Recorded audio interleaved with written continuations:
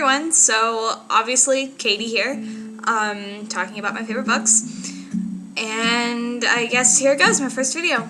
First of all, I'm really sick, so pardon me. Tummy and everything, I've been sick for weeks, and I'm sorry about it, but here goes nothing. So the first one I have is The Catcher in the Rye by J.D. Salinger. And God, I love reading classic literature because it's like you're involved in something and it's so ingrained in our culture. Like my English teacher always says, reading classical literature is like being involved in an inside joke because you get all of these references that people make just every day. And it makes you feel smarter because you're smart and you're part of that culture. So first, The Catcher in the Rye is one of those books that is referenced all the time. And it's just a really good one, and I read it for English last year, and I'm sure some of you have probably read it. I know Hannah has.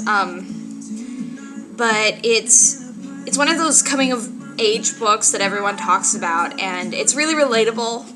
At least for me personally, it was hard to get into it first, but once you get it, you really relate to Holden and his story and where he feels in this world and where he's trying to find his place and feel importance. And I really appreciated that, and it was banned by a lot of people like a long time ago, so it's scandalous, I guess, but it's just a really good book, and you should read that one. And second, I have F. Scott Fitzgerald's The Great Gatsby, and I'm sure, I don't know if some of you have read this one, I'm sure a lot of you have, and probably all of you, but again, this is one of my favorite novels ever, and it was voted, it's considered one of the, best novels of all time, and again, it's one of those classics that everyone talks about, and it's just a really great one. I love it, and, the characters aren't likable, and that's the thing about them, because they're real. You're not supposed to like these characters, but it makes them real, and it makes them, again, relatable, you can understand, and it makes us look at ourselves, too, and think, oh, this is how other people might see me, too, as unlikable as they are. Next I have The Complete Sherlock Holmes by Sir Arthur Conan Doyle. And I know some of you are into BBC Sherlock, and that's honestly how I got into reading original ACD. And it's just, again, it's really, really great to be involved in this series. And I think my favorites are The Empty House and Study in Scarlet, and all of them are good. I'm still working on them. But they're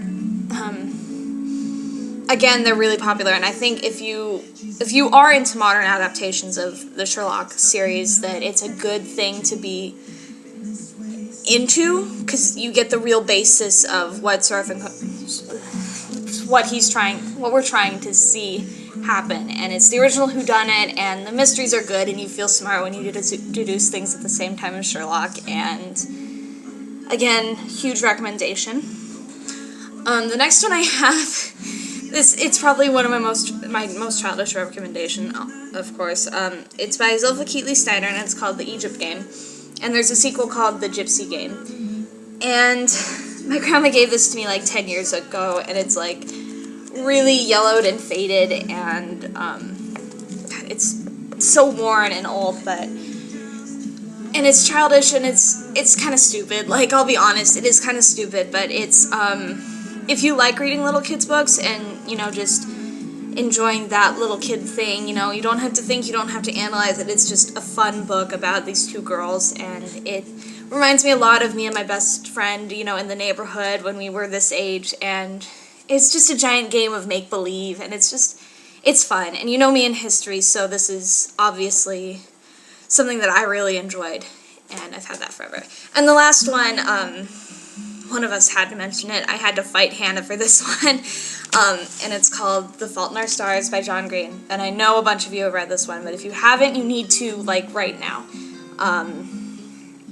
It was voted one of the best novels of 2012, which, you go, John, I'm so proud of him for that, but, God, it's just a great book.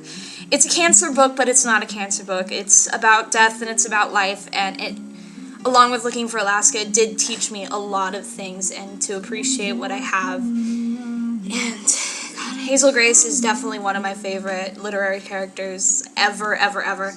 And it's just, God, there aren't even any words to describe this book.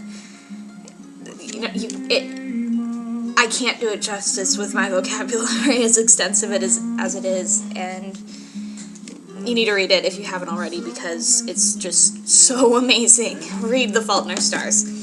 And that is it for my book recommendations right now. Thanks for putting up with me being sick and gross. For one comment I have is that we need to start commenting on these videos, because we're all just kind of talking to ourselves right now. And we need to start conversations and actually, you know, interacting, and not just putting these videos out here in the hopes that someone will watch it. Because this is a great idea, but we need to actually be involved in this. And I love you all so much, and I can't wait to hear from you and, you know, see what you have to say next. I love you all. Bye.